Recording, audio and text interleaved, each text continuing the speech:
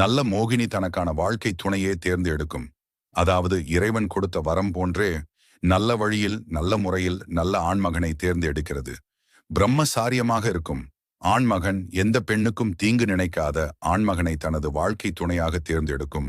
தேர்ந்தெடுத்த ஆண்மகனை முதலில் கனவில் சென்று பேசும் தினமும் பேசும்போது அந்த ஆண்மகன் புரிந்து கொள்வான், நம்மை தேடி யாரோ வந்துவிட்டன என. அந்த ஆண்மகன் எங்கு சென்றாலும் அவனை பின்தொடர்ந்தே சென்று அந்த இளைஞனை பாதுகாக்கும் அந்த மோகினி மற்றவர்கள் கண்களுக்கு தெரிய மாட்டாள். அவள் தேர்ந்து எடுத்த ஆண்மகனுக்கு மட்டுமே தெரிவாள். அந்த ஆண்மகனை தனிமையிலே வைத்திருப்பாள். திருமணம் செய்ய விட மாட்டாள். எந்த பெண்களோடும் பேச விட மாட்டாள்.